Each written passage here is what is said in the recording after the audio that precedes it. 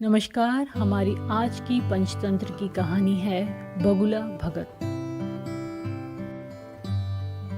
एक घने जंगल में एक जलाशय में मछलियाँ, केकड़े, मेढक और नाना प्रकार के जीव जंतु रहा करते थे।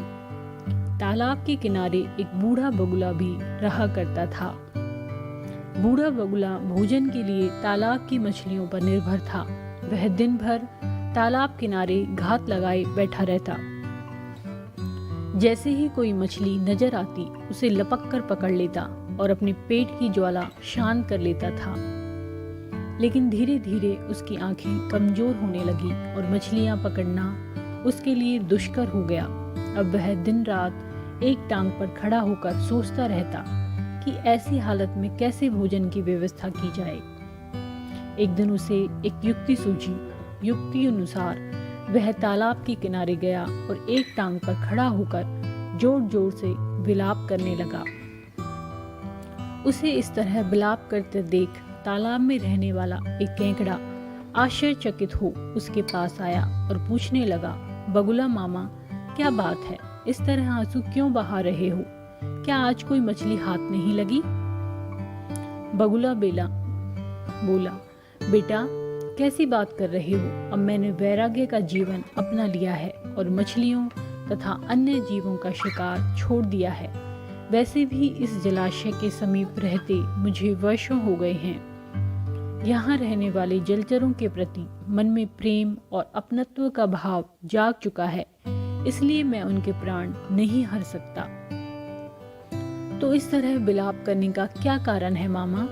केकड़े ने उत्सुकतावश पूछा।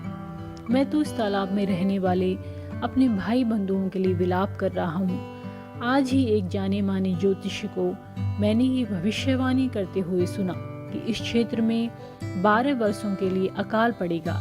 यहाँ स्थित समस्त जलाशय सूख जाएंगे और उनमें रहने वाले जीव जंतु भूख प्यास से मर जाएंगे।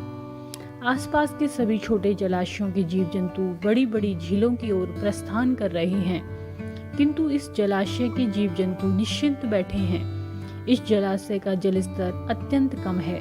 सूखा पड़ने पर ये अतिशीघ्र सूख जाएगा। यहाँ के रहवासी सभी जलचर मारे जाएंगे। यही सोच सोच कर मेरे आंसू थम नहीं रहे हैं। बगुले की बात सुनकर केकड़ा तुरंत तालाब में रहने वाली मछलियों और अन्य जलचरों के पास गया और उन्हें बगुले की अकाल संबंधी बात बता दी।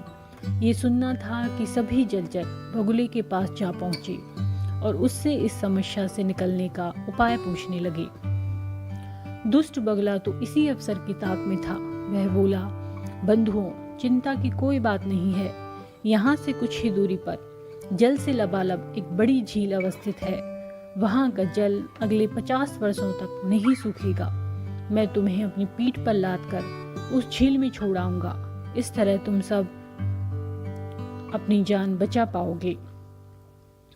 बगुले की बात सुनकर सभी जलचरों में पहले जाने की होड़ लग गई और वे बगुले से अनुनय करने लगे, बगुला मामा, हमें वहां पहले पहुंचा दो।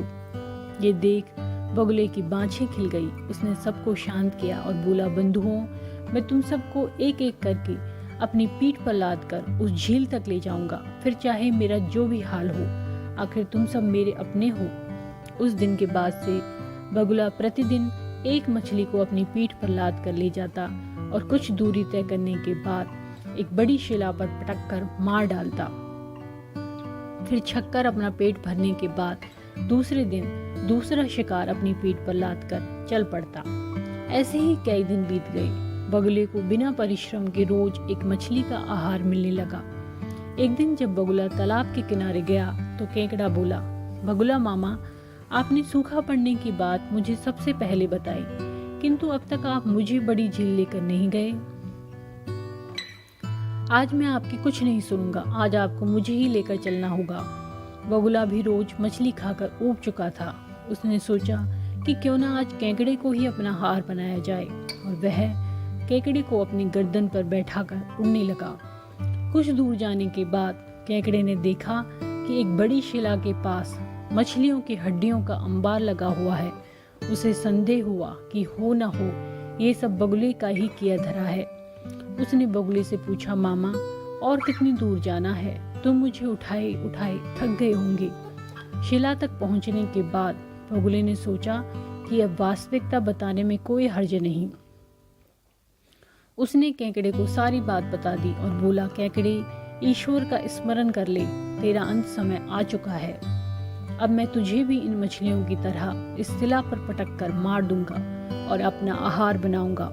ये सुनना था कि केकड़े ने अपने नुकीले दांत बगुले की गर्दन पर गड़ा दिए।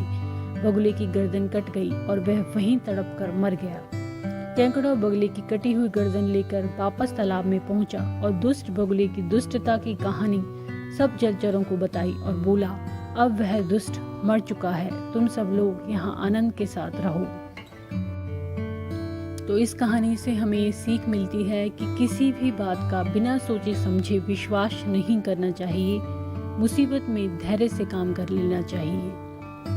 धन्यवाद।